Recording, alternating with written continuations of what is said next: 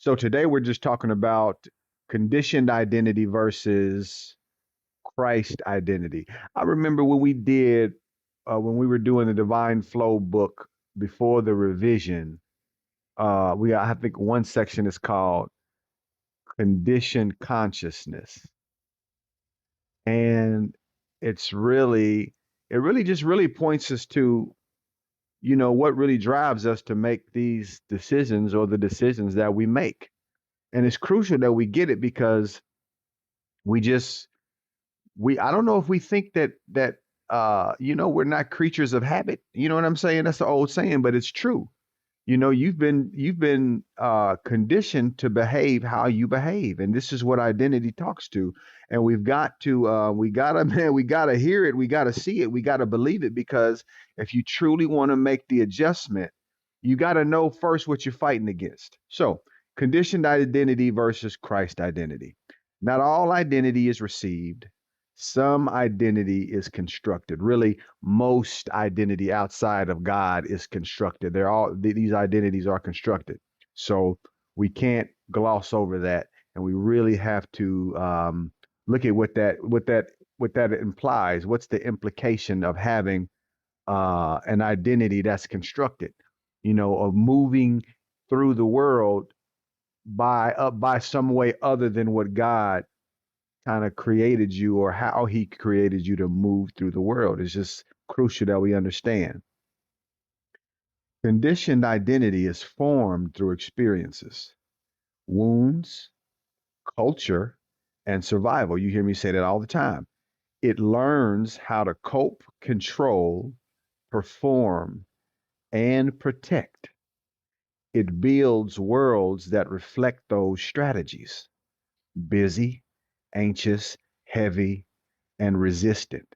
If you ever look at your life, or you look at your specific circumstances in the moment, you can always tell, where you are. You know when you're anxious. You know when you're angry.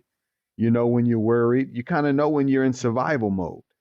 So these are fruit that belong to a specific identity, which doesn't belong to God. So they let you know, how far you're drifting off, or that you're even drifting off. And if you are a true believer, if you truly have given your life and your heart to God, then you know that there's adjustment that has to be made. So Christ identity is not constructed, it is received. It flows from union and not effort. It doesn't strive to create, it allows God to create through alignment. Now, I've heard a lot of people say that in different ways, that they almost are addicted to the characteristics of their present identity. Some people like to be angry. Some people like to be worried. I don't know how that is addictive, but it's addictive. You know, and anytime, but they know it too. So anytime you're operating from these places, then you've got to realize that you're in a dangerous position. You're in a dangerous identity. And again, if you say you're a believer, because if you don't care about God, if you don't care about the things of God, then hey, you just going to do what you're going to do. But for those of you who say I'm a believer, then you have to realize you gave your life to God. You are a vessel of the living God. So God, in essence, comes to dwell in you. Remember, if you dwell in God, He's going to dwell in you. So if you position yourself according to what God needs from you, you are in this surrendered posture.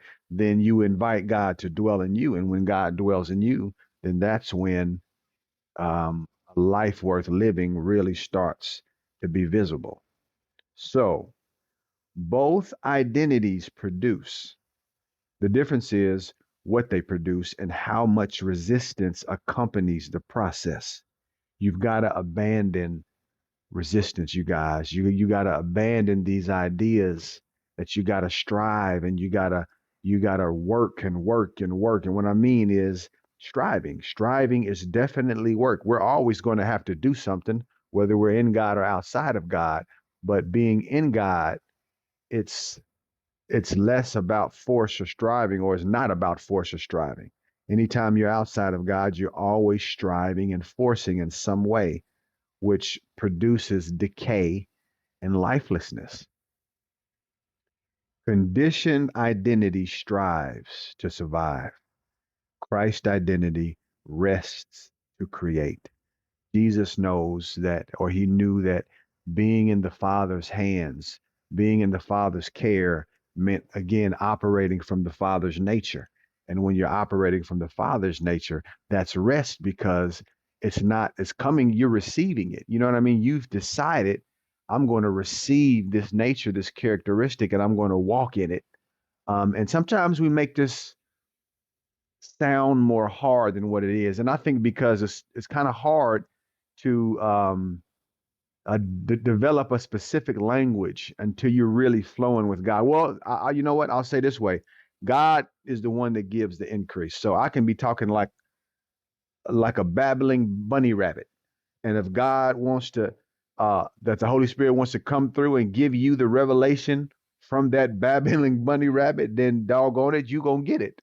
So we just have to rest and be secure in this place that God literally has us. He has everything in his power, in his care, under his control, if we allow ourselves to be that. I hope that makes sense. So here's a question you can ask yourself: am I building from who I have become or who I was born as? Hmm. Well, think about it, folks. That's it for today. I will see you again, or you will hear me again tomorrow for our next one. So I will talk to you. Have a wonderful and blessed and prosperous and exciting and spirit building day and week. Pastor Jamal, Rising Ground Church. Peace.